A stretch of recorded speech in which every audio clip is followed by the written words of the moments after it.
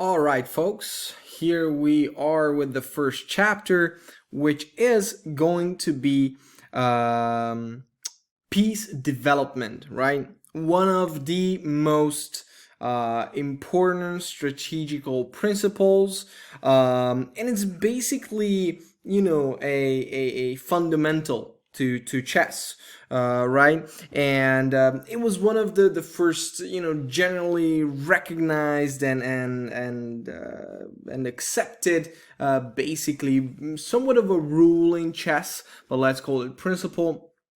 That was, like really necessary to do so. Obviously, if you're watching this video, you're already a good player. So you might think that, why am I talking about this topic? Why is that? And the reason is because even today, players on a high level, you know, not necessarily forget about this idea, but they just don't necessarily follow this principle or just neglect it, and they end up in a very messy situation, and we want to avoid that, obviously. Okay, so obviously I'm not gonna talk about the sheer fact of, like, oh, it's important to develop. Sure, we know about that. But I'll show you some examples where one player completely, neglects this idea. But I'm also going to show you some games where, players do develop, but they end up making some mistakes, or, they neglect some aspects of it, and they get punished. Okay, so once again, because you are a good player, obviously right now, you're familiar with the basic idea, but what about the more advanced idea? Let's talk about that. And the first one is basically the Immortal Game, right? This is from a very modern game, right? We're in 2021, but I'm showing you a game from 1851. The Anderson Kishiritsky game, very famous one. This is the Immortal one. And I wanted to start out with this example because it's just such a good example of, like, how to punish a position, how to punish a player for not developing and just neglecting this principle overall.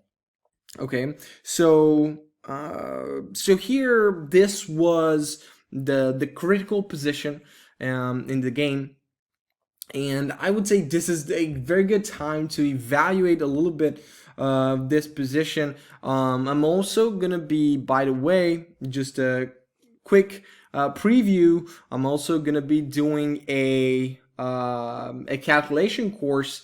Perhaps it's already on the website, where I'm gonna be focusing on calculation in details. So I highly recommend that. It has boosted my chess tremendously, and pretty much all of my students' progress. So here, I would say this is the best time to start this process. And the first thing to do when it comes to calculation is to evaluate the position. I don't want to talk too much about this. I'll talk a lot about this in that video course, but for now, I would just say that the gist of the position, right? So here, white is attacking like a madman, of course. Of course, you gotta remember that we're talking about a game that was played back in 1851. Back in 1851, it was the romantic era of chess. Okay, and so obviously the theory was not as great, and people really love just attacking chess. They don't necessarily cared about certain ideas or principles. They weren't even around, to be honest. But they really love just attacking and just going for these crazy nonsense games. This is definitely one of them. So anyway, here white is attacking, but black's material, right? So white is down what? A lot, right? So definitely a rook and a bishop, I would say, right? And pawns are equal, but a rook and a pawn, a rook and a bishop is a lot. So that is a huge material, deficit. So white definitely needs to do something about it. What do we do about this? We always ask this question: where is the compensation? Where is the counterplay? And the counterplay is basically the fact that we are attacking and black's pieces are really passive, because black basically forgot to develop, and that's an issue. That is a big issue. So the question is, how can we be fast? How can we be forceful and just really, keeping up the momentum and just keep on the attack? So here, white would already have a checkmate idea, right? With knight g7, king goes to d8, and then bishop c7 checkmate. But unfortunately, black queen covers the g7 square, right? Because the queen just covers like this, defends the pawn, and there is no checkmate. So here we're always looking for checks, captures, and attacks as always. Once again, check the next video course on calculation. I'm covering this topic as well. So all right, so here checks. What checks do we have? Knight c7, very promising move. Sure. Captures, we do have knight g7. That's not very great. We don't care about the bishop here on g1. Obviously, we would never take on b8 because this is the one of the best pieces in our position. So we are looking for attacking moves, and this is a very nice move indeed, because white is like, okay, so I have sacrificed a lot of material already, so at this point material won't really matter, because if I'm not checkmating, I'm not gonna win, because the material loss is just or the deficit is just way too big. There is no coming back from this. And so white needs to keep pushing. White needs to keep pushing. How? By cutting off the queen, right? Because basically, if you think about it, there's only one defender in black's position, because none of these pieces are defenders, really. The only defender, surprisingly, is the queen on b2. So what does white do? If you're familiar with my work on this platform, you know what I like to do. I ask you to stop the video a little bit, think about it for yourself, maybe set it up on an actual board, to see 3D, especially if you're a club player and if you are a player who competes perhaps in actual over-the-board tournaments. I recommend you to set it up on a board and solve this position that way. Once you have the solution, start over, see if start the video or continue the video from this point and see if your answer matches my answer, or rather Anderson's answer. So white played pawn to e5. Beautiful move, cutting off the enemy queen once and for all, basically, from that part of the board where all the action happens, right? So black takes on a1. Sure, why not? It's a free rook with a check. Why wouldn't black take? And now king e2. So now the situation seems even worse, right? Because we are 2 rooks down and a bishop.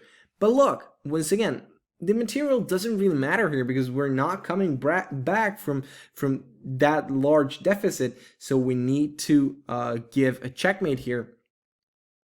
And the checkmate here is looking actually very good because knight g7 is a threat, and you can't really do anything about that. And black played a losing move, played knight to a6. The only defensive move was bishop to a6, but it was also losing because of knight c7 check, king to d8, knight takes, and queen c3 check on c7. If you take on a6 here, I would just simply take on a8, and it would be checkmate in 2 moves. So that's game. Queen to c3, bishop c7, and black has to basically, sacrifice the queen. Otherwise, it would be knight d6 and queen f7 checkmate. So black sacrifices, and funny, but we had such a big deficit in material, and now we ended up winning material. Weird, a little bit weird, and still, even if we're not up material, the attack is still going strong. So white is winning completely. It was still a better option because black was or could have been able to hold on a little longer and put on a better fight. But, well, he made a mistake. Luckily for us, and luckily for many books actually, and for many video series, I guess, because this is one of the most famous games of all time. Once again, the Immortal Game. Beautiful. So another exercise for you. You can stop the video, and there is a checkmate, a forced checkmate in 3 moves, I guess. But yeah, so you can stop the video and check it if you can find it on your own. But white played knight takes a g7 check, king goes to d8, and now all kinds of checkmates on c7, on e7, but it feels like everything is protected until queen f6 comes, and that's a check. You gotta take, otherwise it's a checkmate. So knight takes f6, but now a checkmate in 1 move, bishop to e7. Beautiful, beautiful, beautiful checkmate. Awesome work. All right. Yeah, let's move on to the next one immediately. This one is another famous game from Paul Murphy, the first unofficial world champion. Back in his days, I would say, there was no actual world championship. Steinitz, Wilhelm Steinitz became the actual first official world champion, but Murphy was considered one of, if not the best players, prior to Steinitz. And Steinitz, was he became a world champion shortly after Murphy's reign, basically. So this is a simul, and the punchline is that he was he played these games blindfolded, so that makes it even more impressive. Anyway, let's check out the game. It was I wanted to show you the whole game because it's not that long and it's pretty nice. So e4, e5, I'm not talking about the opening, or not talking about that too deeply. Knight f3, knight c6, bishop c4. So it starts out as a Italian game. Knight f6, d4. So this is a line. Obviously, it's a one of the main lines. Tricky line. Black has to know what to do. But look, remember, we're talking about the 1800s.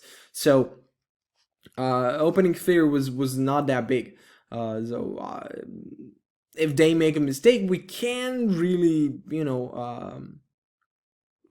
say anything about it, because it's somewhat acceptable. Of course, now in 2021, if you don't know a line that dangerous, or just any main lines, well, that's an issue. You got to work on those. But here, back in these days, that was fairly acceptable. Of course, it's it shouldn't be an excuse for playing a bad game. But look, and the other thing is, back in 1858, there were a few players who were like really good. Rest were like amateurs, obviously. So but this gives us a good perspective on how to approach these games, and just really what to focus on. And Murphy gave a very good example, or set a very good example by playing against probably an amateur. Not a bad player, obviously, but compared to Murphy, was an amateur, and he basically violated a few rules that Murphy was aware of, probably, and he punished him greatly for it. So d4 takes, and knight g5. Okay, d5, putting pressure on in the f7 pawn. D5, pawn takes, and this is the first serious error on Black's end. Basically, either knight a5 or knight e5 would have been better, but this is probably the very first position that appeared in a game. So once again, we can't really blame Black, but still. Okay, knight takes d5, castle, very good move. Black or White is not worrying about his pawn. He focuses on fast or quick development. Very smart thing to do. Bishop e7, but Black was already surprisingly a little bit, because it doesn't look that bad, right?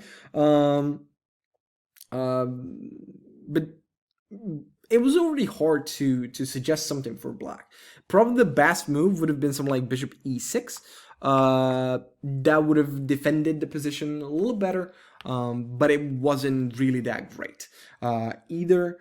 So bishop e7, and now here comes the the firework, basically. So knight takes f7, king takes f7, and now queen f3 check.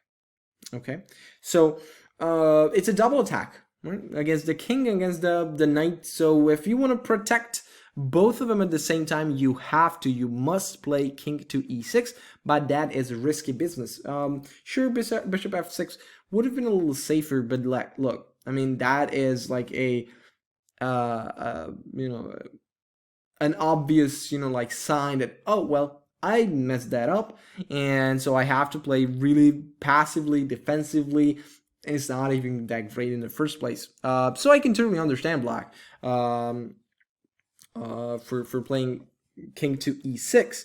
But look, once again, it's not looking that horrible, to be honest. Like, Black has developed, I guess, right? Has two knights out, has a bishop out. But the problem is the king on e6.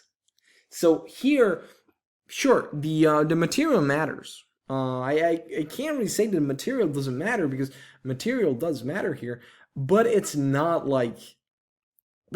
as relevant, because the king is on e6. The king is on e6, and there is no way that it cannot be punished.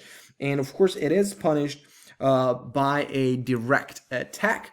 And white started out with knight to c3 immediately, even though rook to e1 as a check would have been really good.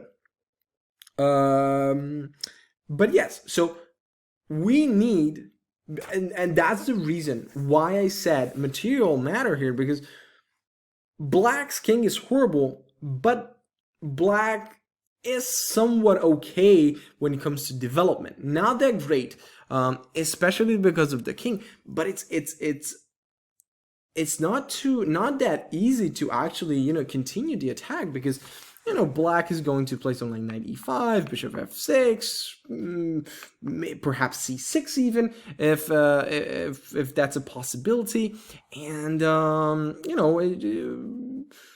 going to consolidate the position, not that easy to break through. So white needs to be really active and bring even more pieces into the attack. So it needs to focus. White needs to focus on more development, more aggression, and that's why knight c3. Rook e1 would have been fine. The same idea, developing a piece, putting pressure on the opponent, very smart.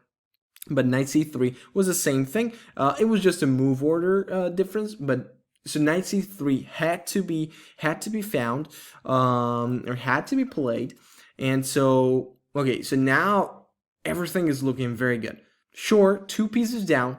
Once again, doesn't really matter at this point, because we are the attacker, and we are now in the lead of development, and the king is extremely weak on e6. All right, so bishop goes to f4 makes a lot of sense.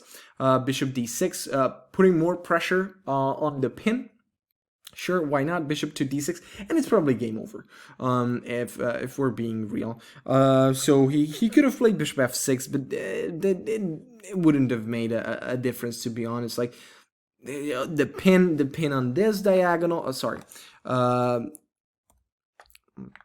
My mistake. So the pin on this diagonal, the pin on this file, the pressure here, from here and here and here. The other rooks comes into play. Trouble. So black decided to play bishop to d6. Doesn't really matter, to be honest. Bishop takes, and now basically the finishing part. Is it difficult to find? I guess, but it's like, it's so forcing,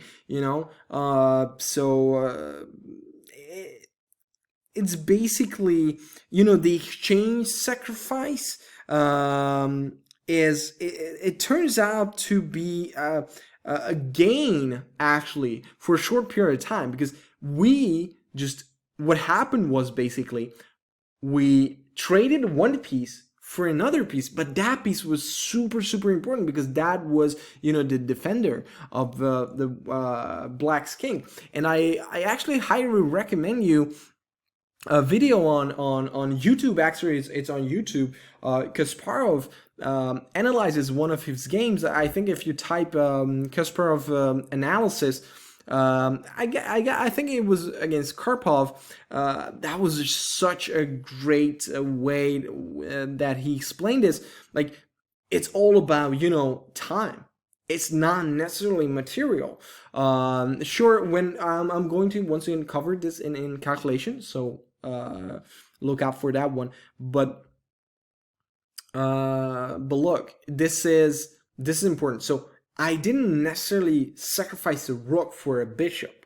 Okay, I sacrificed one piece for another piece, and your piece was actually more valuable to this case, if you know what I mean, right? Because the bishop was such a key defender in black's position that we got rid of it, and then bam, right? So king takes, rook check, king to d4, and there's like a forcing checkmate here with bishop takes d5. Another elimination of a defender. So rook f8 happened in the game. Doesn't really matter. It would have been a checkmate either way. Now queen d3, king c5, and now beautiful b4, not letting the king go away. King b4, queen d4 check, and basically black like gave up. Understandable, because if it goes to a5, white just gives a check on c3, king a6, queen a3 check, king b5, rook b1 with a pretty aesthetic checkmate. All right, beautiful game, nice representation of what lead and development can cause. Beautiful game. I have collected a few too many games, but there are so many good ones. So this one is a Botvinnik Portage game. It's a longer one. I want to show you a shorter game and a modern-ish game. So, for example, let's go with the Chichelov-Jobova game from 2007. So Jobova is well known for his really aggressive, I wouldn't necessarily say a super aggressive playstyle, but he has a really interesting style for sure. Very creative style. He had many upsets where he surprised so many good players by his creative play. And when you present an opportunity to him, like this in the game, it's gonna be a massacre. So let's go with let's start the game. So knight f3, knight f6, c4, e6, knight c3, and d5. So white is going for a English type of setup, but then black just decides to play the queen's gambit basically. And white plays d4, completely, goes for white goes for the main line. Makes a lot of sense. Sure. d4, bishop b4. That's one of the lines. As black, not the it's it is a popular one. Of course, bishop b7 is the classical approach. Knight b d7 as well. But bishop b4 is also a well-known famous line. So no mistakes here. C takes, E takes, bishop g5. We're still in the opening. c5, D takes c5, castle. But now you can already see that even though it's an opening, white needs to be careful already, right? And this is something that I want to show, or I want to talk about here a little bit, just briefly. Like, obviously these players are very good, okay?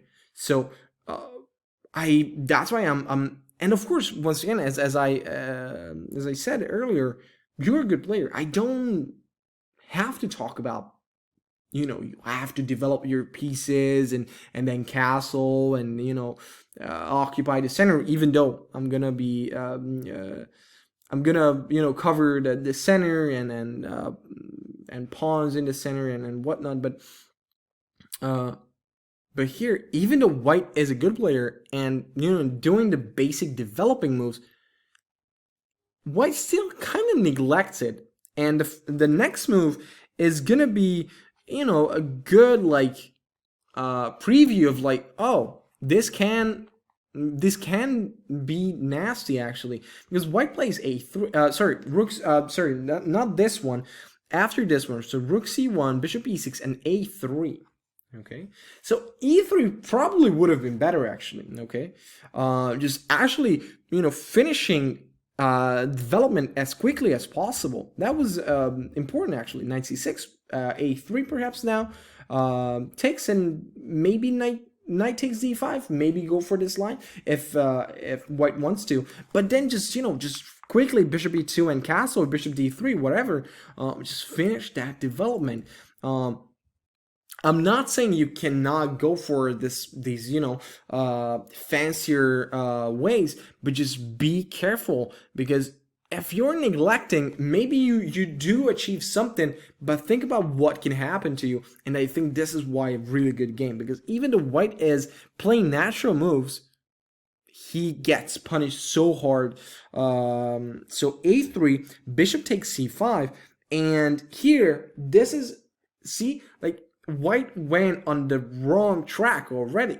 Okay, because his mindset was already, okay, I think I can win the pawn here, and he got greedy basically. Okay, he got greedy, and this is a very classic, or a very typical mistake actually, in the opening, in the middle game, especially in the opening, approaching the middle game, where you're like, oh, yes, I should probably, I know I should, develop my bishop. I should castle and then, build up my position.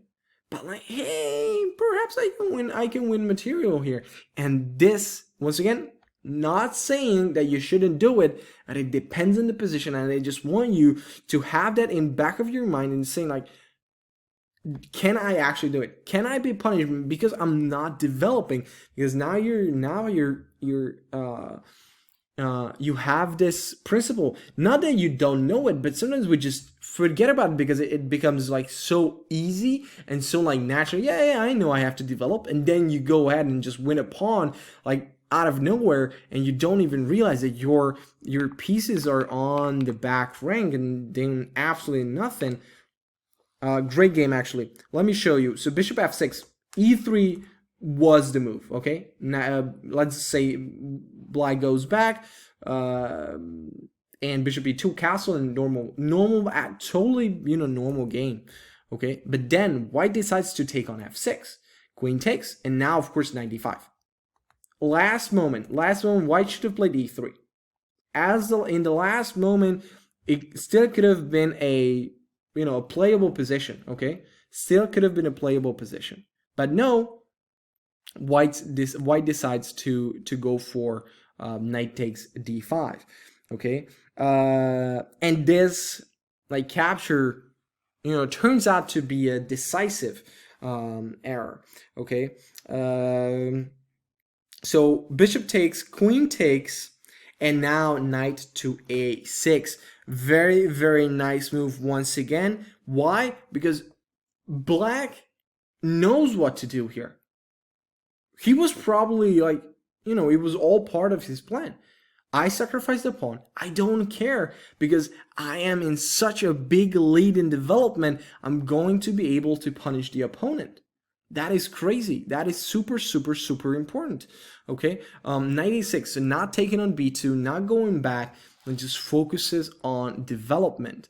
Okay, knight to a6, queen takes b3, or sorry, queen b3, because if white takes, and that was the whole idea of playing knight a6, not moving the bishop, not doing any of that things, like take 6 and then was activating the rook. Yes, I am in the I do have deficit, but doesn't matter. King is here. Horrible, horrible, horrible. Only reasonable the only reasonable pieces are these two, but these three on the back rank just horrible. Game over pretty much immediately. So white knows this. This was a sad necessity, to be honest. But now rook c8. Okay, now all kinds of nastiness happening. Bishop b4, bishop takes f2, all these, discovered attacks. Very annoying. So e3, bishop b4, sure, right? King d1, only move. Now you cannot castle. Now already paid off. Like this pawn already paid off. Okay. But I still have to play energetically. Of course, knight takes knight d4, and now bishop c5. Taking a little bit slow now, but I can do now pretty much whatever I want. Lead in development is so big. King on d1 is horrible. Pawn on f2 is vulnerable. Bishop and rook in the corner not developed. Horrible place. Bishop takes. Pawn takes, sure, pawn structure is bad now, but do we care? No, I mean, we didn't even care when we lost a pawn, or when we lost 2 rooks and a bishop. So, and as a bonus, we have a semi-open b file. just in case. So rook c5, white sensed the problem here. The knight on d4 is undefendable, so pretty much, and the pawn as well on f2. So white was like, okay, let's get rid of this attacker. Perhaps there is something here, and maybe consolidate the position and go for a possibly defendable endgame, to be honest. But then queen g6. Black is playing really energetically still. Queen b7, but now rook c2, beautiful. King is still really weak. Rook is still in the corner. Black is playing awesome. Jabova is killing this game. Knight takes, and now the checkmate just came after queen g4. White actually, just resigned. Because queen g4, if you go back to f3, I have queen c4, king e1, queen takes c2, and on the back rank you'll lose. You can't really do anything about queen c1, queen d2, queen b1. Rook comes into play. If you go back to f1, the checkmate goes like this with queen c4. So then rook takes c1. All right. So beautiful game, very nice representation of what happens if you're developing but not really, and and you get too greedy. So I feel like it's a very, very important topic. I have fallen into this trap. Okay, no excuses. I have fallen into this trap. I was punished so many times, and not because I was obviously aware. Even when I was a few years, many years ago actually, but still, okay, I was a little younger, and but I was still like already like close to international masters. So I was a relatively good player, and I was still like I obviously knew about the idea, like, hey, I need to develop, but then there was a chance, and I took my chance, and then it ended up like, oh my goodness, yeah, I do have a pawn advantage, but like, what am I gonna do? So I have fallen into this, and so I just I really warn you, basically, or just I just want to make a huge like warning sign. Be very careful with greediness, and just finish your development, because if not, that can be a big punish for you. Be very careful. You can check out the rest of the games in the PGN file, but now let's move on to the next chapter, which is going to be about center and pieces in the center, and just center in general. Okay, see you soon.